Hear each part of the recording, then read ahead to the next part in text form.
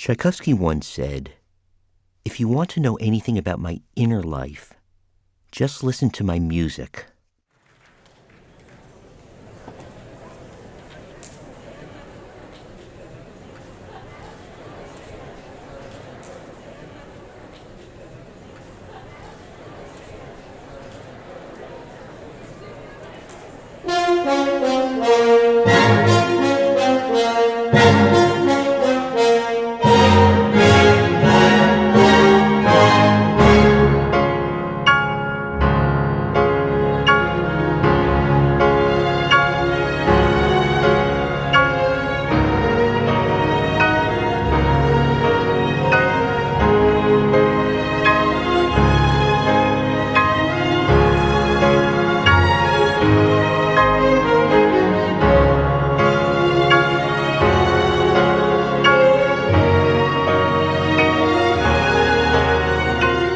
I feel pressed by unspeakable melancholic longings. I am already weary of life. Death is really the only blessing. I plead for it with the whole strength of my soul.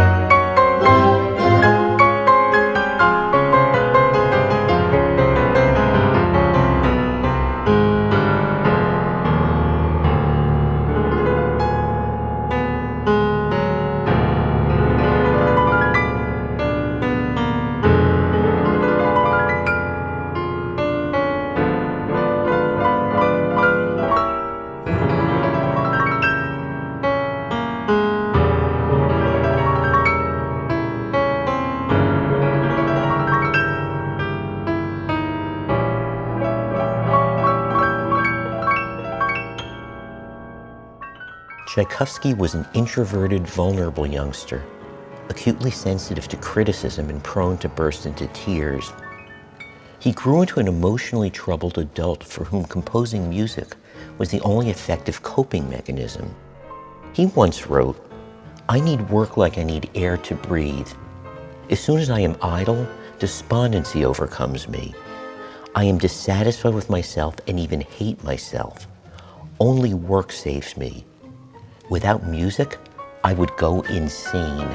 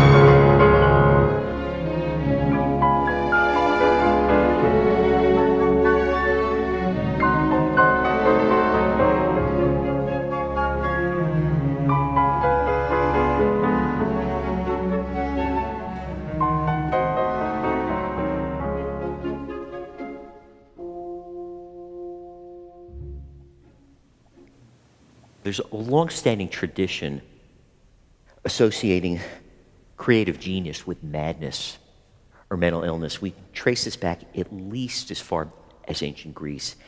Aristotle insisted that all great artists and poets are melancholic. And Socrates wrote that no creativity is even possible unless an individual is out of his senses. Now, this ancient belief has been largely confirmed in modern times. A fair amount of research has accumulated that supports the notion that the incidence of psychiatric illness, particularly the mood disorders, it's greater in populations of writers, poets, artists, musicians than in the general population. I'm going to do a program this evening on the mind and music of the 19th century Russian composer Peter Ilyich Tchaikovsky. And even if you allow for the special challenge of establishing accurate retrospective psychiatric diagnoses on historical figures, I think Tchaikovsky merits serious consideration for a mood disorders diagnosis because of the frequent, actually near constant, reference to depression in his correspondence. This is from a letter to his sister. I am suffering from a disease of the spirit, which is resulting in an incredible depression and a hatred of the human race. This is from a letter to fellow composer Alexander Glazunov. I am experiencing an insane sorrow and am feeling completely hopeless. This is from his diary. A man tormented by feelings such as mine can simply not live without alcohol poison. I am drunk every evening and cannot live otherwise. I feel especially bad in the mornings, when I feel only dejection, sadness, and aversion to every kind of activity. There is just a boundless feeling of loneliness and depression. Sexual conflict was a fundamental contributor to Tchaikovsky's underlying depression. Homosexual acts were criminal in 19th century Russia, punishable by loss of all civil rights, banishment to Siberia. Tchaikovsky spent his entire adult life terrified of the legal and social implications of exposure of his sexual orientation. His self-loathing about his sexuality is apparent in a letter that he wrote to his younger brother, Modeste, who's also gay.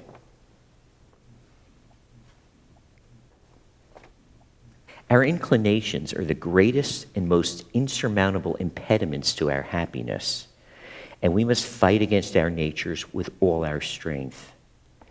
I think of nothing but ridding myself of this pernicious passion. If there is the remotest possibility, try to be normal. At your age, you can still force yourself to love women. Try it at least once. Maybe it will work. Okay, Tchaikovsky, age 29, falls deeply in love with a young conservatory student named Edward Zach, a 15-year-old student. 15 is the age that Tchaikovsky found men, boys, to be at the peak of their sexual allure. Now, while he's involved with Edward Zach, he composes the overture to Romeo and Juliet. And that overture contains this sublime theme.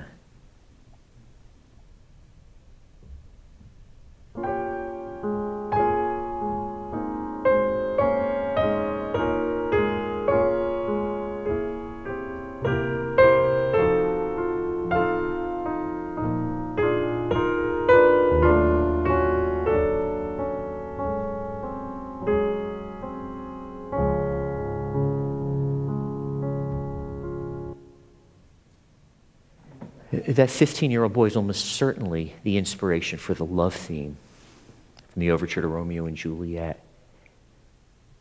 Edward Zach killed himself 4 years later. We know no details about his death, but it appears that his suicide heightened Tchaikovsky's self-loathing and increased his resolve to try to become, quote-unquote, normal. Now, Tchaikovsky dealt with the death of Edward Zach in the only way that he knew how. In 7 weeks of feverish activity, he composes what is arguably the most beloved piano concerto ever written. Tchaikovsky's not a pianist, not a concert-level pianist. He finishes the piece and he brings it to Russian virtuoso pianist Nikolai Rubinstein with the hopes that Rubinstein would give the piece his seal of approval and then offer to perform it. So Rubinstein listens to the piece from beginning to end, sits in silence for a few minutes, and then lets loose the stream of insults. He says the piece is vulgar, it's worthless, it's awkward, clumsy, unplayable, it's incomprehensible. He said basically it's a disgrace.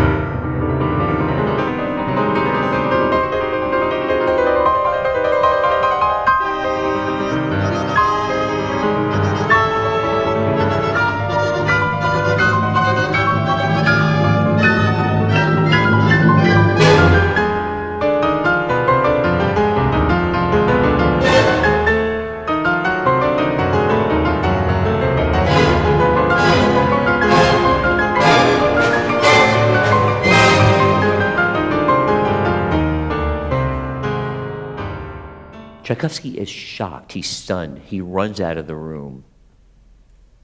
Rubinstein tracks him down, sees how upset he is, tries to console him. He says, I know I sounded a little harsh in there.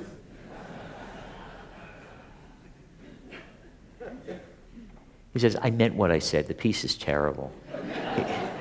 He says, but I'll tell you what, I will go over every measure with you. I'll revise, I'll edit the piano part. We'll figure out a way to salvage it, and then I'll perform it at the world premiere concert. Tchaikovsky says, I will not alter a single note. I will publish the piece exactly as it is written. This is one of the most famous anecdotes in the history of classical music. It's kind of ranks up there with the time that the Emperor Joseph, after hearing a performance of Mozart's opera, The Abduction from the Seraglio, he informed Mozart that the opera contained too many notes. This piece contains a structural anomaly. There's no precedent for it in any of their large-scale musical work. It starts with a majestic opening theme.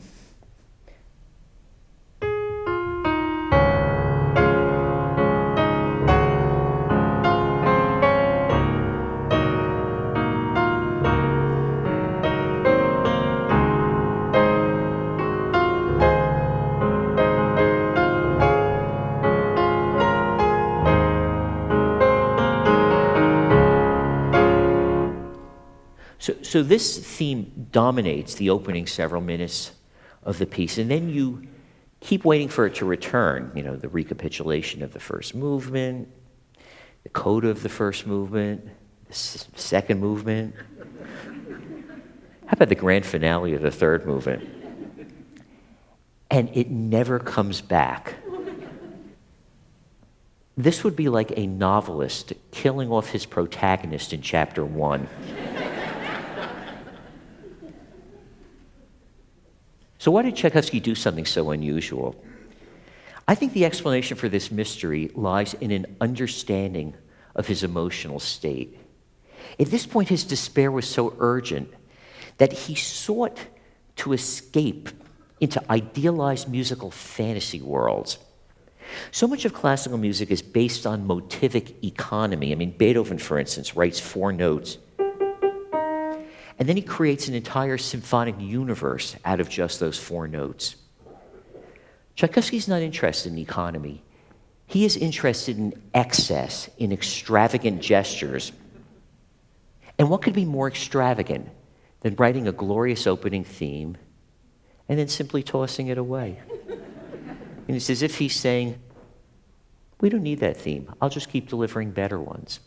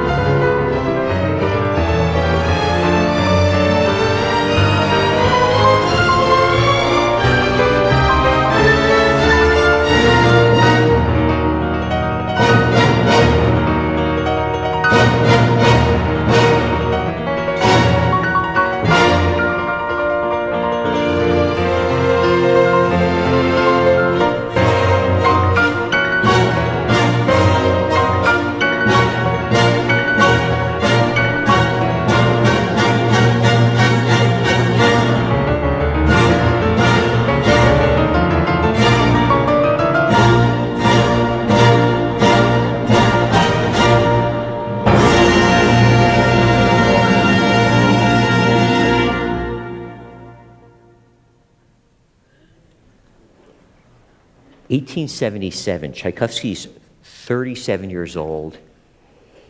He's convinced that the only remedy for his despondency would be the presence of a loving woman who would cure him of his loneliness and provide cover for what he's now calling his moral ailment. He receives a letter from a 29-year-old woman named Antonina Milyukova, ardent admirer, who said that she had been in love with him secretly since her days as a conservatory student. He agrees to meet her. He finds her unattractive and uninteresting. But he's overwhelmed by the force, by the depth of her passion for him. He tries to warn her. He says, "I'm depressed all the time." She says, "I'll cheer you up." He says, "You're probably not going to get much from me beyond a brother-sister type relationship." And she says that now that she knows about his flaws, she loves him even more. He has enormous misgivings, but he reluctantly agrees to marry her. Apparently, the atmosphere at the wedding was almost funereal.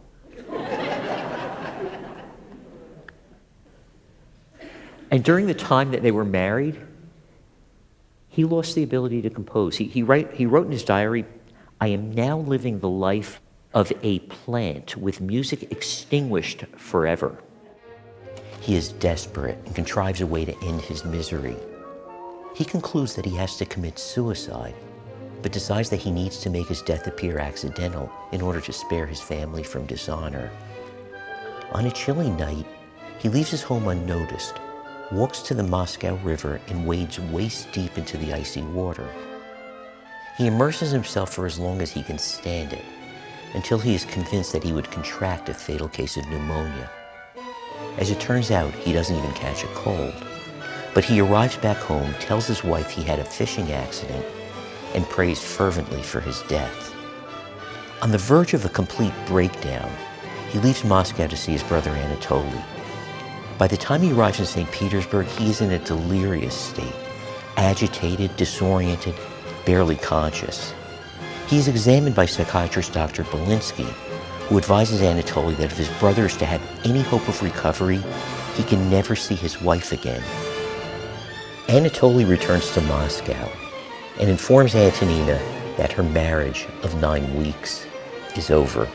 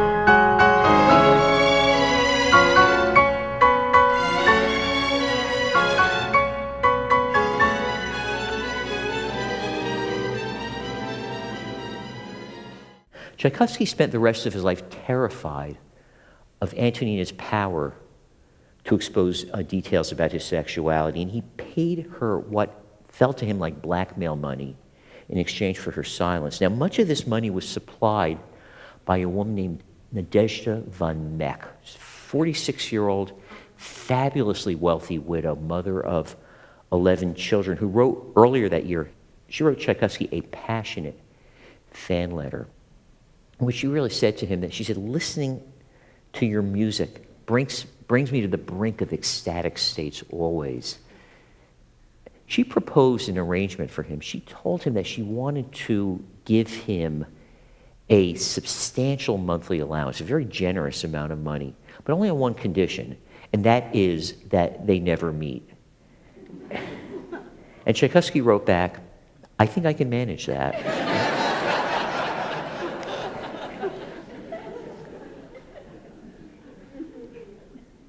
Took the money. That allowed him to quit his teaching job, devote himself full-time to composing, and they embark on, he and Madame Van Meck, an extraordinary epistolary relationship. Over the next 13 years, they exchanged more than 1,200 letters, and these were long, flowing, intimate letters. They weren't texting one another. They discussed everything, philosophy, aesthetics.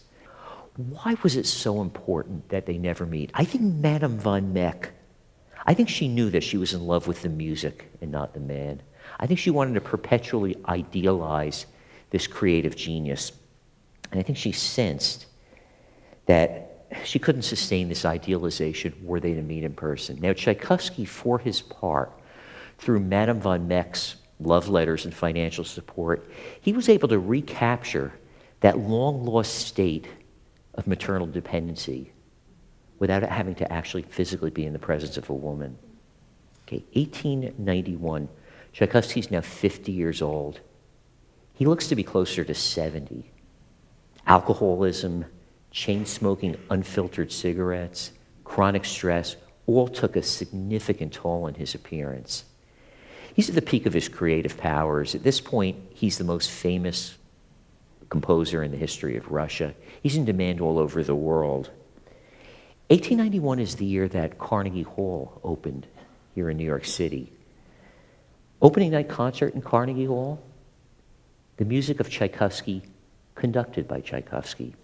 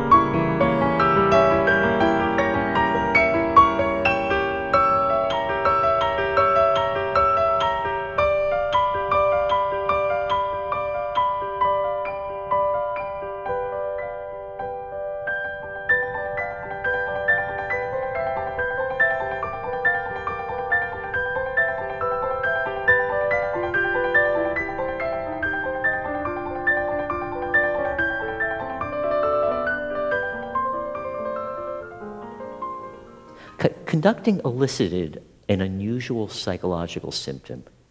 Whenever Tchaikovsky would stand on an elevated podium in front of an orchestra, he would become concerned that his head was going to detach from his neck and fall off. In order to forestall that catastrophe, he would plant his left hand under his chin. Then he'd pick up the baton and conduct using just his right hand. Now, Madame von Meck supported him through this and every other challenge. So one day she wrote a letter to him in which she said that she was on the verge of financial ruin and could no longer provide him with a subsidy. Tchaikovsky wrote back that he said, at this point, I'm earning so much money from conducting and composing, I don't need your financial assistance anymore. I just look forward to continuing our correspondence. He never heard from her again. This extraordinary relationship for over 13 years, 1,200 letters, it came to an abrupt and mysterious end, and the mystery only deepened when it turned out that she hadn't lost her fortune. She was as wealthy as ever. Now, Madame von Meck's definitive rejection was experienced as a severe intrapsychic wound. Kind of recapitulated the twin traumas of Tchaikovsky's childhood. His mother abandoning him at the school when he was 10, and then her sudden death 4 years later. And he filled the void created by the disappearance of his closest confidant in the world by getting involved in an obsessive and agonizing passion for his teenage nephew, Bob Davidoff, who was the son of his sister, Sasha. Now, by the time Bob turned 14, Tchaikovsky was overcome by uncontrollable lust. Listen to entries from his diary from around this time. Bob drives me mad with his unspeakable charm. How utterly ravishing he looks. I long for Bob and love him terribly. I have become inseparable from my wonderful, incomparable Bob. So he's racked by guilt over his sexual urges, and he writes, "What a monster I am. May God forgive me for my sinful feelings." Tchaikovsky decides to dedicate to his nephew the piece that would turn out to be his final composition, his Symphony No. 6. It's been nicknamed the Pathétique Symphony. 9 days after the world premiere of the Pathétique Symphony, the 53-year-old Tchaikovsky is dead. The official explanation was that he drank a contaminated glass of water and contracted a fatal case of cholera. But there were always serious doubts about the cholera explanation, and an alternative theory emerged that Tchaikovsky ended his life by ingesting poison in order to avoid scandalous revelations about his sexuality. I hear the final phrase of the Pathétique Symphony as the most eloquent suicide note ever written. Tchaikovsky, in his will, left a substantial amount of money to Antonina Milyukova, his former wife. Not long after he died, she had a nervous breakdown. She was diagnosed by psychiatrists with persecutory mania and chronic paranoia. She was institutionalized at the St. Petersburg Hospital for the Emotionally Disturbed, where she lived out the final decade of her life. Madame von Meck, according to her daughter, was devastated at the news of Tchaikovsky's death. She died 3 months after he did.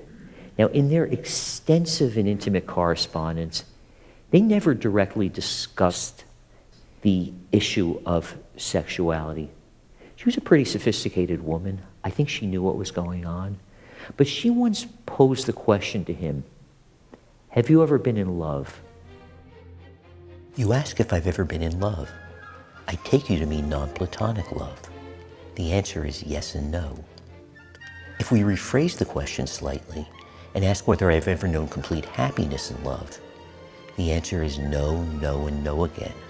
I think, in fact, that I answer that question in my music. But if you ask whether I appreciate the full power of this emotion, then I'll answer yes, yes, and yes again. And I would say that I've repeatedly tried to express in my music the torments and bliss of love.